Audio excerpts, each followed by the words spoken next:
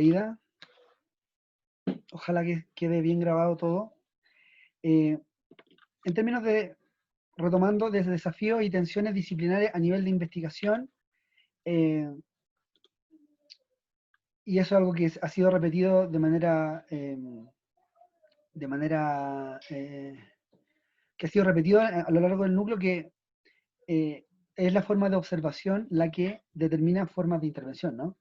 Entonces, no es lo mismo, ¿verdad? Y ahí son debates que tenemos en los cuales nosotros como trabajo social tenemos que involucrarnos, en términos de la forma de nombrar en las poblaciones. No da lo mismo hablar de barrios vulnerables que hablar de territorios de relegación urbana, que hablar de poblaciones peligrosas.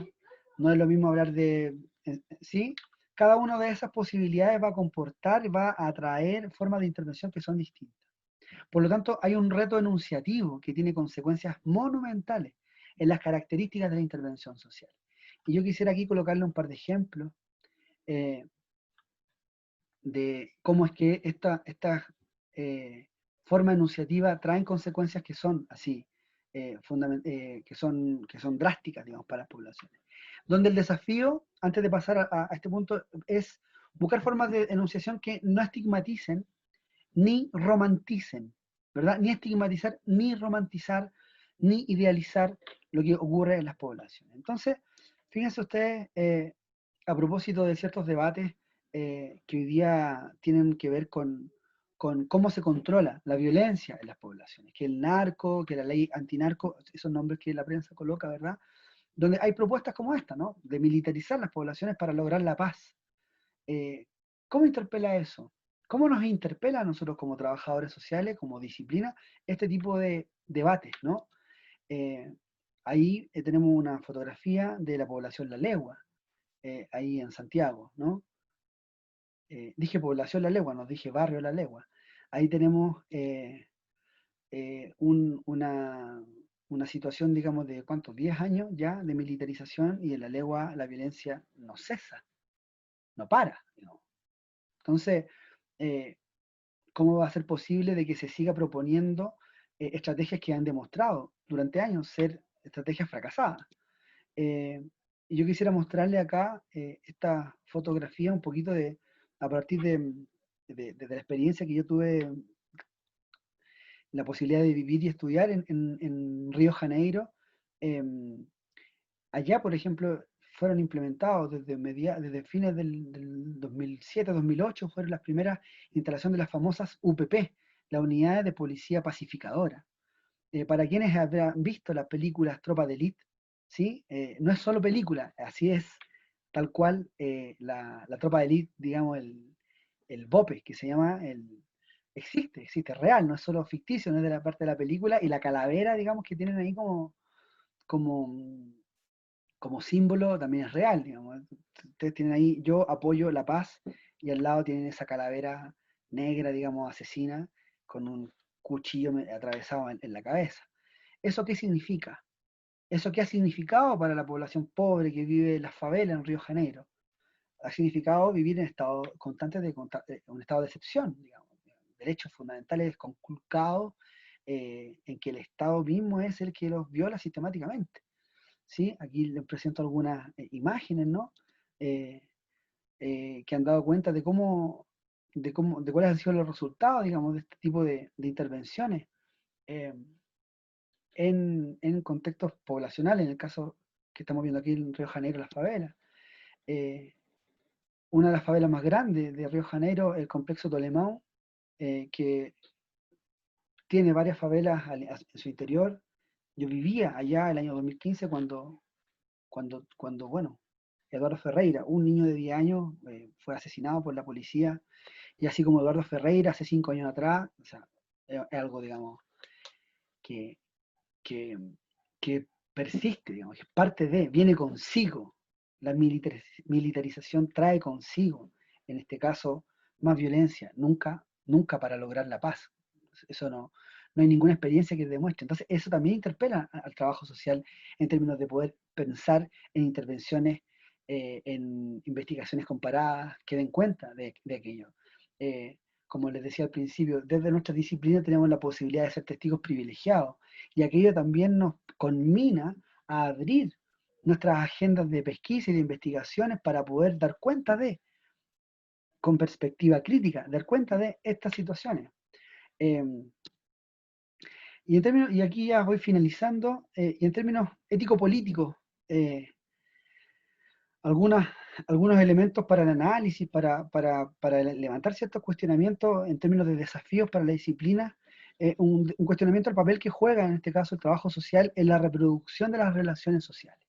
¿Sí? Nosotros, eh, em, como trabajadores sociales, en ese sentido, actuamos, participamos en la reproducción del actual orden social, que tiene como uno de sus elementos claves, dentro de muchos, pero uno de los elementos claves es el tipo de política social que es implementada, y nosotros trabajadores sociales nos desempeñamos en ella. Entonces, por lo tanto, nos cabe una responsabilidad al mismo tiempo que una posibilidad. eh, de poder estar, digamos, en el intersticio de la implementación de la política social, eh, observando críticamente cómo ésta se implementa, ¿no? Eh, Hay una amnesia histórica, ¿no? También, que choca contra esta lógica participativa. Eh, no nos olvidemos que la despolitización de los sectores populares fue un proyecto intencionado del Estado chileno en los 80 y también en los 90 hasta ahora. Eh, en los años 80 las erradicaciones de los campamentos y de las poblaciones cumplieron un rol político también.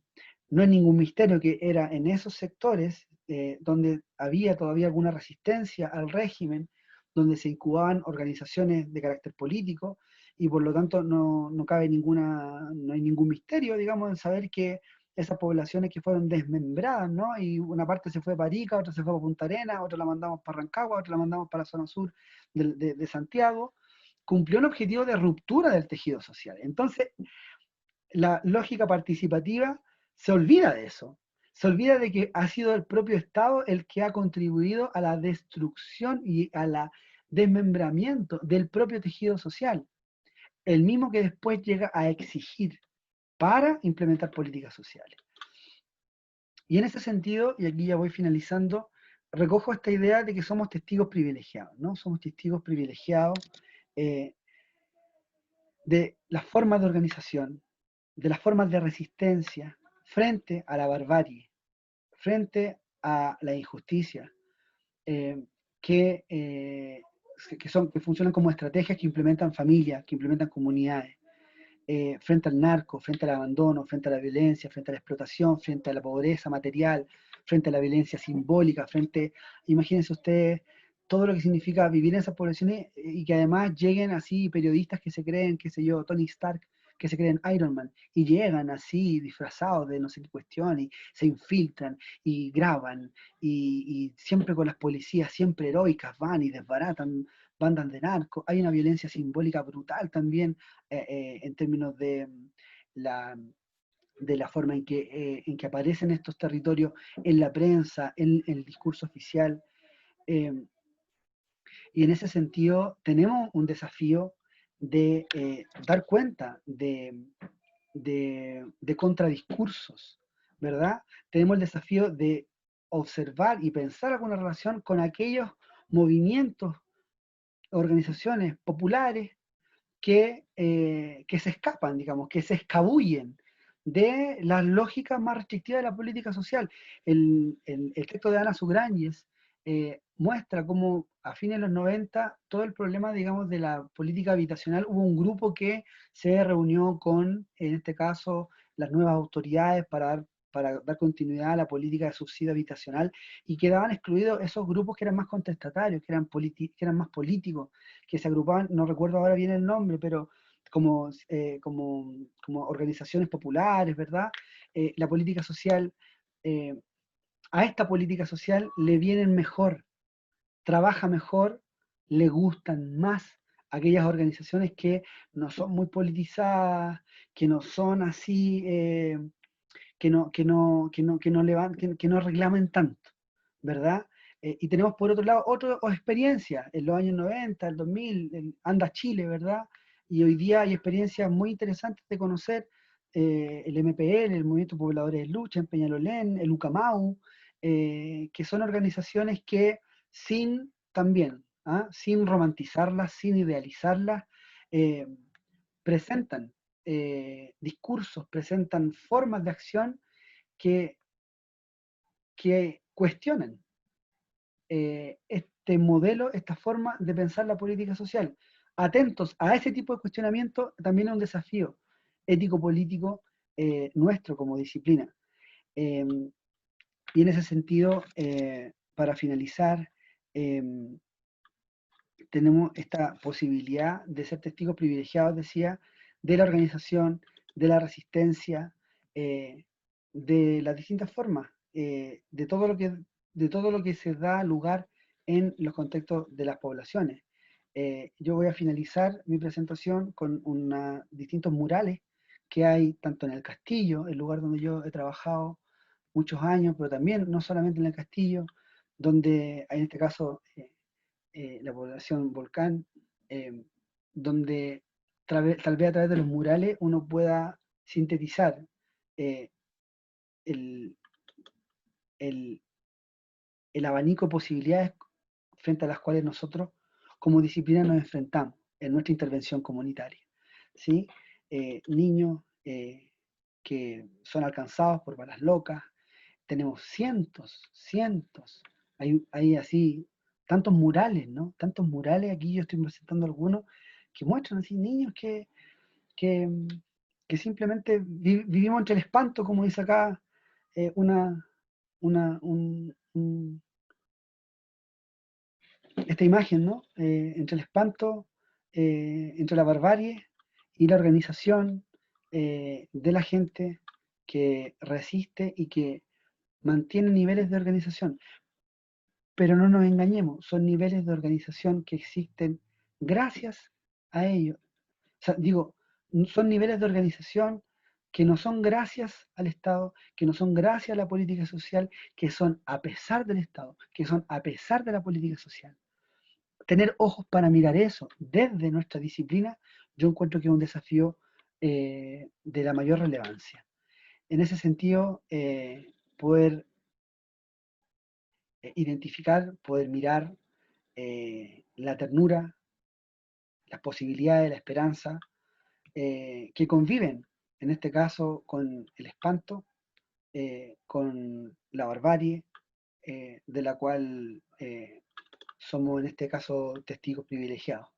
Nos, nos ofrece una posibilidad, nuestra disciplina, de poder observar y de poder observar de manera crítica cada uno de estos fenómenos sociales.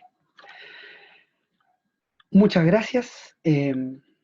Espero que de verdad haya quedado bien grabado esto.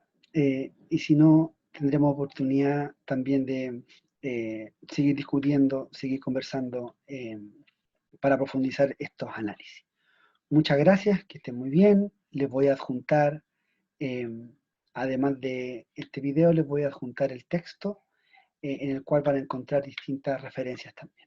Espero haya sido de utilidad, son cuestionamientos, no son recetas, ¿verdad? No son verdades absolutas, al contrario, los coloco aquí, se los ofrezco a todos y a todas ustedes para abrir el debate, para poder cuestionarnos cuáles son en este sentido nuestros desafíos como disciplina. Muchas gracias, que estén muy bien.